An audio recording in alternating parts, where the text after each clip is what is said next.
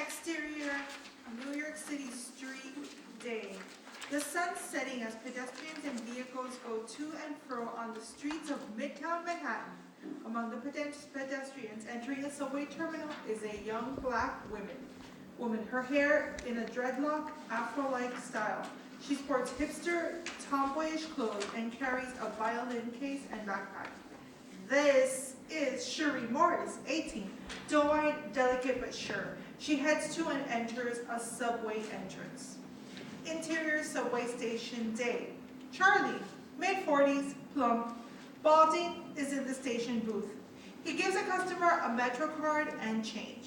As the customer leaves, Cherie taps on the booth's glass. Hey, Cherie, ready to soothe the savage strap hangers? You know it, Charlie, but I'm going MIA for a couple weeks. Why? Big family reunion in Jersey. Oh, lucky you. My family? He points his thumb down. Can't choose your family. I wish. Just remember. I won't forget you when I'm performing at Carnegie Hall. Smart ass. Get to work. Cherie grins, goes to the turnstile. She shoots out a Metro card from the hand that holds her violin case. Slides the card in a turnstile slot. The turnstile bar goes down and Cherie enters the mezzanine area. Interior coal mine passageway. A track leading to a tunnel. Beside it is a second, more narrow track running piles of dark coal going in the opposite direction. Green grass surrounds both track lines. A young man sits in one of the many small square compartments of the brake car, slowly moving down the track into the tunnel. Tall, lanky, yet has a bit of muscle, wide-eyed and wearing a uniform and construction helmet with headlight. The man is Basil Kinney, 21. The passageway is lit by ceiling lights. As the train enters the passageway, it gets completely dark, except for artificial light from overhead and the miners' helmets. Interior subway station, mezzanine day. Cherie takes a deep breath, closes her eyes, then plays a classical piece on her violin. As she plays, strap hangers pass by. Some drop change and dollar bills into her violin case. Others take photos and videos of her with their cell phones. The sound of an oncoming train momentarily drowns out the music. Cherie keeps playing. Exterior coal mine. Parking lot. Night. Lampposts illuminate the area as miners head to their car's entrance. Basil heads to his own, a Beetle. He gets into his truck, slams the door, starts it up, and drives out of the parking lot. Interior, exterior, Basil's truck moving. Basil drives, his eyes on the road. Interior, exterior, city bus moving. Cherie's on the bus, seated in a window, looking outside, lost in thought. Exterior, Basil's house. It's a cheap one-story building with a barefoot porch. Basil's truck pulls into and stops in the driveway. Interior, Basil's house, bathroom, shower stall. Basil washes himself. Interior, Morris apartment. The door to the brownstone apartment opens and Cherie comes in, walking from the foyer into the living room day, where the walls are decorated with portraits of Martin Luther King, Malcolm X, Barack Obama, and family pictures. Exterior radio station. Like Basil's house, the two-story office building isn't impressive. The call letters WMMT are present over the building's entrance. A broadcasting antenna is on the roof. Basil's truck pulls in front. Interior radio station hallway. Music plays on the PA as Basil enters. He passes a huge window that shows the studio where a DJ, 40s, male, long-haired and bearded, is at the console smoking a cigarette. Basil knocks on the glass. The DJ turns to the glass, freaks, puts out the cigarette. Basil rolls his eyes, goes on his way. Interior Morris apartment, Cherie's room. Cherie closes and locks the door behind her, puts her violin case on her desk, and slides her stool underneath her bed. There are posters of Beethoven, Mozart, Chopin, Miles Davis, Duke Ellington, Stevie Wonder, Gil Scott Heron, John Legend, The Roots, and Drake on the walls. Cherie pulls out a cell phone from one of her pant pockets, slides open her phone. She hesitates, nervous to dial. Interior radio station studio. Commercials drone in the background as the DJ clears out for the start of Basil's shift. Basil is on the phone, agitated. What do you mean you can't make it? Stuart, we need you. Can't she get someone else to take her? Another phone line rings. DJ answers on a different phone. WMMT, yeah, hang on. No, I'm not trying to make you feel bad. It's just that the concert's in 2 days. No, I understand, man. Families aren't easy. Yeah, I'll let everyone know. Later. Basil puts the phone receiver back on its cradle. Another speed bump on the expressway to Superstar. We got a gig in Louisville in 2 days, but our fiddle man's out. Stomach ulcers. Oh, rock and roll. Usually better to get famous before the booze destroys your body, though. That's not him, it's mom. She's got the disease where she pretends to be sick in order to get attention. Every time we try to book a gig out of town, she comes down with something. Oh, you're a regular VH1 behind the music. How am I gonna replace him at 2 days' notice? Yeah. Key member of the group drops out, darkest before the dawn, then you sell out Madison Square Garden. I'm trying to get out of here, man. My shift ended 3 minutes ago. Oh, hey, cheer up. It's your girlfriend. The DJ holds out the phone receiver. Basil perks up, then tries to play it cool. She's not my girlfriend. Yeah, right. You talk to her more than I talk to my ex-wife. It's a wonder she ever divorced a peach like you. The DJ hands Basil the phone and exits. Basil steadies himself, suppresses a smile, and answers the phone. WMMT. Interior, Morris apartment, Shrie's room. Shrie lights up at the sound of Basil's voice. She paces as she talks. Hi, Basil. It's Cherie Morris. Hey, Shireen. How was graduation? It was fine. My dad cried. My mom extended my curfew a whole extra half hour. It's okay, though.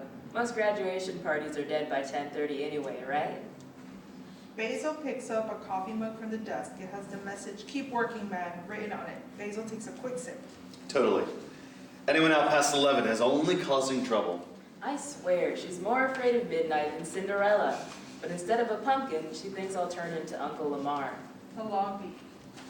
Speaking of which, you know what you want to say? I'm ready.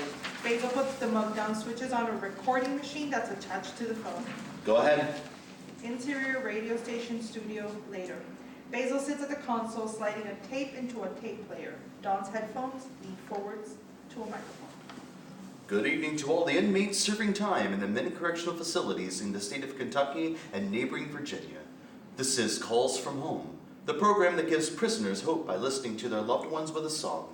I'm Basil Kenny, and I'll be with you for the next 2 hours. To start off, Higher Ground by Stevie Wonder. It's for Lamar Morris, who's serving a life sentence in Holland's Ridge State Prison, from his niece Cherie. She's right with you, Lamar. Basil pushes the play button on the console. Hey, Uncle Lamar. What's up? It's Cherie. I finally graduated from high school. I'm a little nervous about going to college. I haven't picked a major yet, but I guess in Atlanta, I'll at least be near family, right? Anyways, I can't wait to see you. Mama Kate's excited too. She says this new lawyer is really good. Mom and Dad won't like it, but you can't. It's worth doing. I'll see you next week, okay? Take care of yourself. Higher Ground then comes on. Basil leans back in his chair, deep and lost in thought. Exterior, Mama Kate's house gate. The final strains of Higher Ground fade out as the Morris family car pulls into a private driveway, going towards a Victorian-style house. It's big, with a wraparound porch. The house sits on a nicely manicured lawn with shrubbery. The car stops in the front of the house, next to a parked SUV. Exiting the car is Cherie's mom. I guess that's mom. Carol, 35, an aura of pride and take no and could be mistaken for Cherie's older sister if Cherie had one.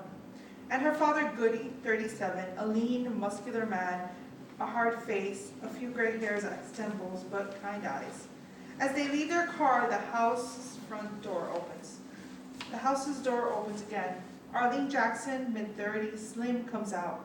She's Goody's sister. She's followed by Henry Jackson Sr., mid-30s, bulky, hard-faced, but friendly. He's Arlene's husband.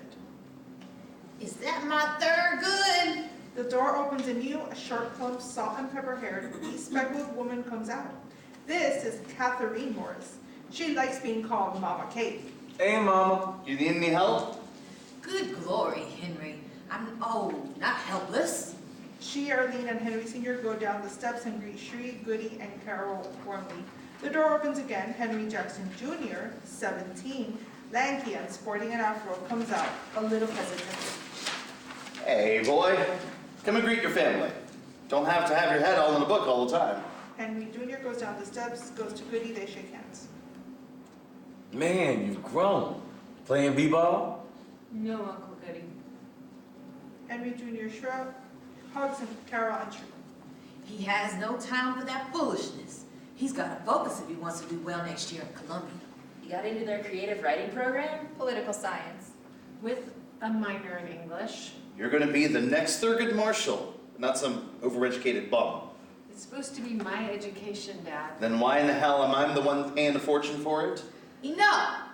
I won't have any silly feuds in this family reunion. I want some good feeling all around. Let's get inside and have some treats. Boy, help your family with that stuff. Goody gives Henry Jr. his car keys. I'll help him.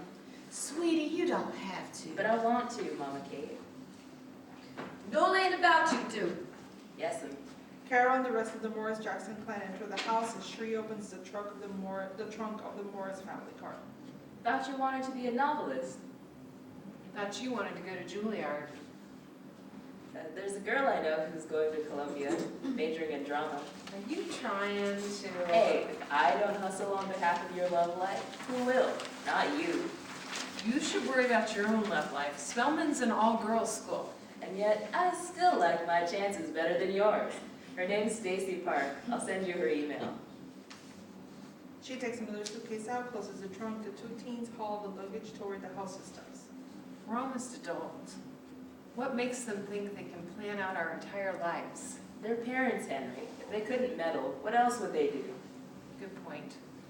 When is Mama Kate going to tell them about Uncle Amar? Hopefully not until after dinner, when the knives are cleared. The two go up the steps and open the front door. They're blown back by the sound of arguing. Prison? Or now. Mama Kate's house, living room, interior. Shri, Goody, and Carol are on one couch. Henry Jr., Henry Sr., and Arlene are on another. Mama Kate's standing. There are some slices of apple pie and lemonade glasses on the coffee table. Mama, this isn't a good idea. But he's right. Lamar's my son, and I'm gonna visit him. By yourself? No, I'm going with her. Cherie, I haven't seen Uncle Lamar since I was 12. And you can go on not seeing him. You don't even know that man. But I've been sending him messages through calls from home for 2 years. behind our backs, both of my grandchildren are 18 now, and both are outstanding individuals.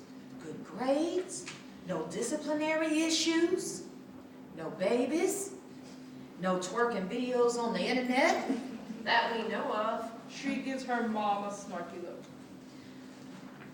This girl has a scholarship at Spelman and a special talent just like her Uncle Lamar.